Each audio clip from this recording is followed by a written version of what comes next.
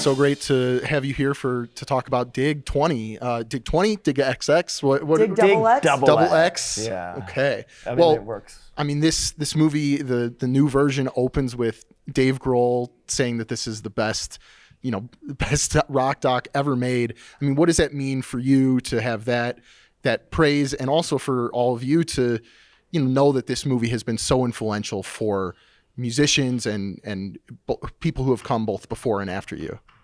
I mean, it's such an honor and a privilege to have created something out of our youth that is so beloved and that has helped so many artists and bands be born and filmmakers be born. And we keep hearing from more and more people who we respect, like people like Jonah Hill, or like journalists for the New York Times that are like, I became a journalist because of this movie.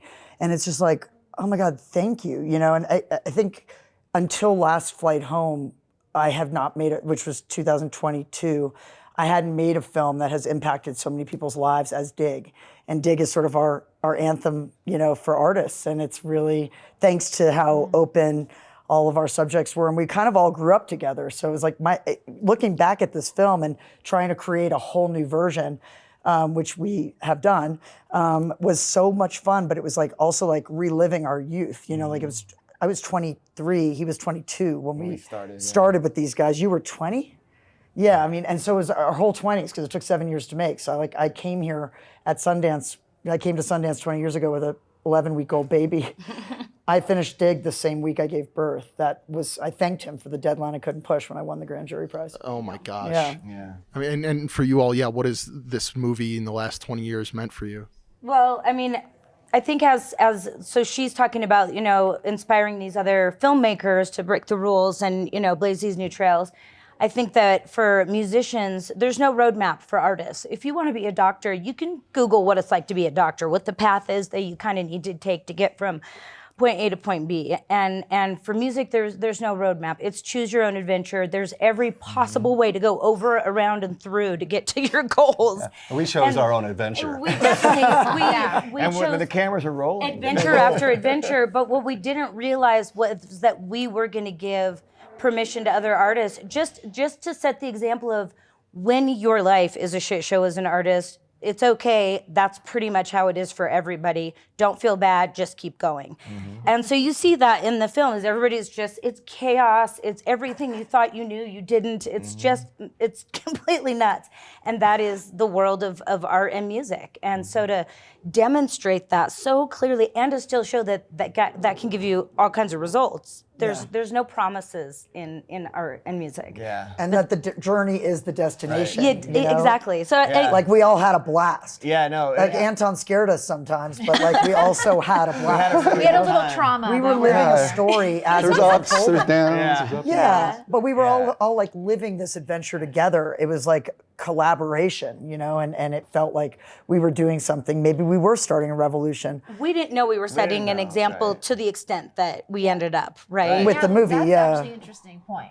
Because it didn't have that vibe. It wasn't there wasn't a megalomania attached to it. Maybe Anton for a minute, and Courtney here for more than a minute. More than a minute. But for the rest 90 minutes. But even for you guys, it depends on if you're going to drink the Kool-Aid or not, right? So, That's right. I mean, then tell us about this new version of the film. There's a lot more footage. Tell audiences what they can expect, especially for people who are really familiar with this movie. Yeah. So this we didn't want to just make an extended version or just remaster and remix. We did all that, but it was really about adding context to scenes and things, and scenes that just could have a little more insanity or more just depth or even an understanding. Yeah. There's a new scene with Eric in the film where he counters what Courtney's saying, and it's just balancing the scales a little bit and allowing people to have a voice, and also bringing the tale up to today.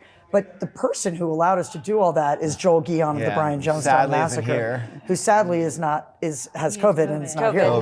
Yeah, but he's the new narrator, and so that's really what allowed us to reimagine this instead of it just being a cult classic reissued. Or even just a re-edit or something. It's not a re-edit even. It's just like a new. It's we like got a new to take open on up the story. whole sections, and there's whole scenes. There's like my favorite scenes in the film are Joel centered, because there are these moments that his first plane flight, which he didn't even fly under his own name.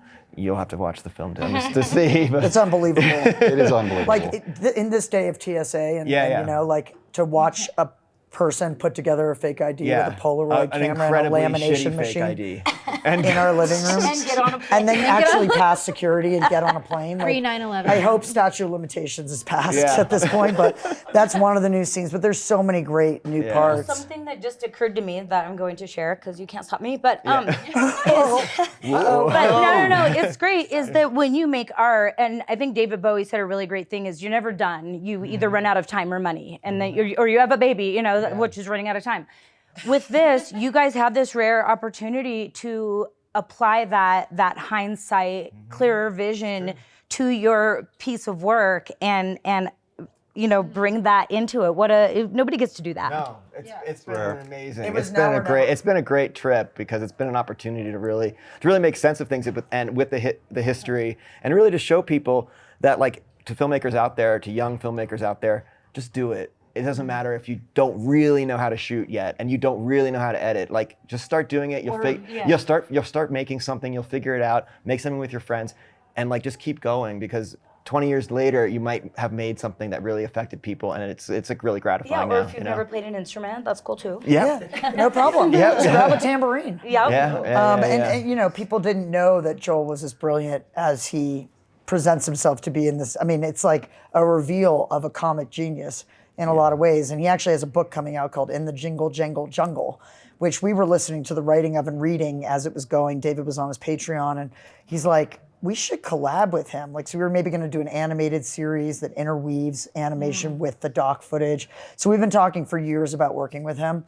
And that's been a lot of fun. It's been a lot of fun. I've made films now for, I don't know, 31 years, but I haven't had this much fun. As you said, like going back to our youth and going back as artists who have like learned how to make films now. Incredible privilege. Yeah. You know, but actually be able to spruce this thing up and give all that like artistic value that like the wisdom of these years has given us as filmmakers. Has been like, it's a privilege. Well, and I don't think it always turns out great. I mean, there are attempts to revisit, you know, different works of art, and I think usually it was better left untouched. So I am so excited to see. Yeah, we were this very version. honored when Sundance invited us. I mean, it's only 8 films here from the 40 years, you know, to represent Sundance. And we're the what only do you- new one. we're the only new one. What do you remember from 20 years ago when you won the Grand Jury Prize? What was that experience like for you, for all of you to be here and, you know, 20 years later? How was it? I mean, it was totally surreal. I mean, it was so surreal being at Sundance because I was not one of these filmmakers that was like, my dream is to, I'm not like the next Steven Spielberg or whatever. Like when the father of my child, may he rest in peace, when I met him, Vasco Nunes, and he said to me, you know, what do you want to do? He had just started film school in LA. And I said, you see all these tapes? And there was like hundreds of tapes. I said, I just want to put them on one tape. And like, I was just hobbling along like for 7 years because we were like, oh, we'll shoot life as it's unfolding. We have a really good idea. Then we can recreate the serendipity and bring people on that trip because docs back then were pretty boring, you know? So we wanted to make this suspense-driven drama that was real, which we did. But it was like, no one would give us money because the bands were not famous bands, you know, yet. And like, so it was really a slog. And here we get to the end, and now I'm pregnant, and it's like, I have to finish this thing. And other filmmaking colleagues said that were like way more, I had no career at that point. We had been nominated for a Grammy or something. Like we were not known in the filmmaking world. Yeah. George Hickenlooper also passed away. He said, Ondi, honestly, you need to continue for another year. Like this isn't ready. And I looked down, I couldn't see my feet. I was so pregnant, and I was like, I cannot bring this rock saga into motherhood. This has got to stop. What's the next place I can send it? Sundance. Never even thought about Sundance. Like, send it off to Sundance, give birth to the baby, you know, same week, and get a call. I'm like learning how to breastfeed. Get a call that the film has been invited in competition, you know? I didn't even realize it was Sundance's 20th anniversary because I was so new, fresh off the cart myself. I was just like, and I was like learning how to be a mom all in the snow. So it was really like crazy. And then we're sitting at the awards, and the baby starts crying. Like, he was a really well-behaved baby. He's 6'5" now, and he's 20. But he was such a dream. Like, he was such a dream child. But he started whimpering. So they carried him out of the racquet club, and then they announced the award. And I thanked him for the deadline I couldn't push. It was just like, that was it. I wouldn't have finished the film. So, yeah, so that's his little head in the airplane window in that original logo. Yeah. Wasn't there somewhere we had to leave to, like one of the after parties because you were breastfeeding? Or Oh, I was breastfeeding all over the place.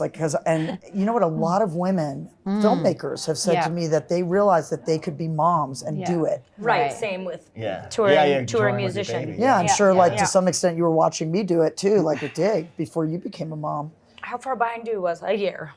You're just a couple years younger, little girl. So, what do you think of the state of the rock doc today? Because Sundance this year has so many different movies. You've got a movie about Lollapalooza. You got a movie about the greatest night in pop in the 80s, Luther Vandross, Brian Eno, Devo. I directed Lollapalooza from 2005 to 2007. I have like a credit on that film. So I went down there.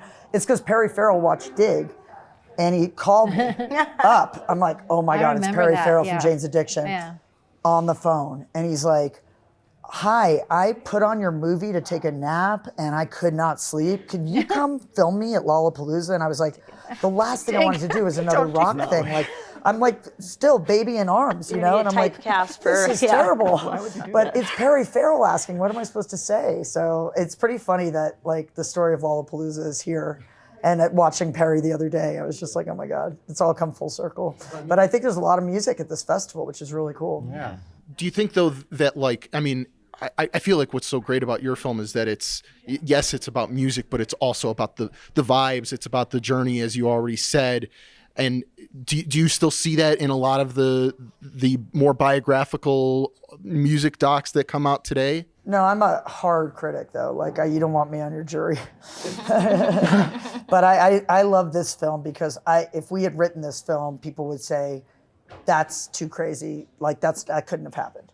Like the things that happened and the love that happened between these two bands, and then the bitterness that happened, and then the reunion that happens, and the fact that both bands are still going so strong, is just like unbelievable. And also the dialogue, there's lines that you could just quote. It's so funny. Like Kurt Weill took a picture with you guys on tour. No, at Levitation. And he posted it on Instagram. And I've been talking to Kurt, actually. Yeah, he's definitely going to come out and host one of our screenings. He loves the film. And he posted, all he said was dig. And if you read those comments, there's like thousands of comments, and it's just lines from the movie. Just lines from the movie.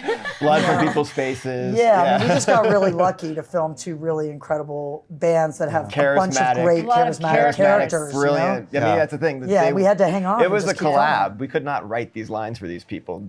We just turned the camera on, they said them, and then made history because they said these amazing things, Yeah, I do have to point out, at that era with the technology, you guys, all of a sudden, the cameras got small. Mm-hmm. You could shoot endless hours. And so this movie is also, it's about technology, too. Oh, by the way. The spy cam. The technology of those early cameras was so terrible that as we were upscaling this version, it was so hard because the AI could not figure out what was going on sometimes because the low light capabilities weren't there for a regular video camera.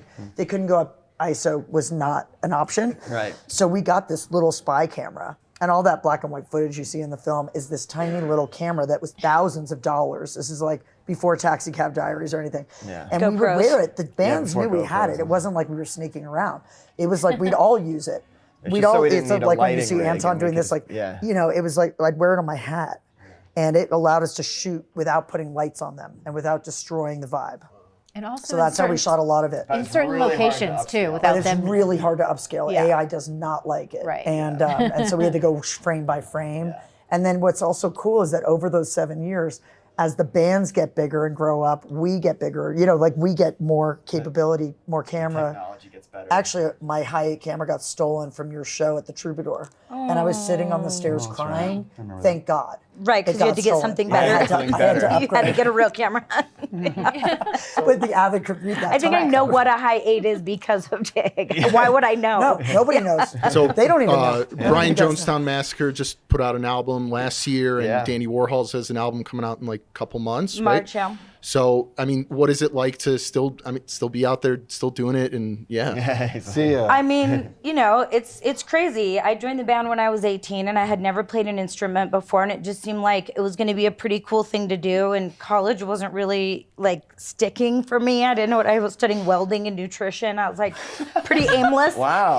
Who She knew? wore her glasses. Yeah. There they are. Welding. So, you know, I just was like, okay, let's just go do this. And now, you know, my 30-year anniversary is this June. Wow. So that's bonkers.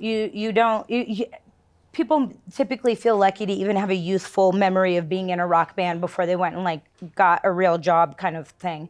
So it's become, for the most part, my real job. And to go and play Berlin and see Anton, and we sit outside and we have a lovely dinner, and Wolfie, his son, comes by and his wife rolls in, or we see, you know, we've had Matt Hollywood on stage with us. We've been able to. We didn't need to reconcile the differences. We just needed to keep staying in each other's lives and letting it just organically be. We have so much history that it's not something you would ever turn your back on. It's like right? it's like family, right? It's truly Yeah. like family. And so sometimes you need Yeah. to take a little space from family, and then you see them. You know, I didn't want to go to Thanksgiving last year, so I didn't want to go to the Jonestown maybe 5 years ago, but maybe 2 years ago I do. Yeah. And we've just, we continue, and really now it's just become such a marvel and a wonder that we're still together, that it's more just to see each other and go, this is still happening. Still rolling.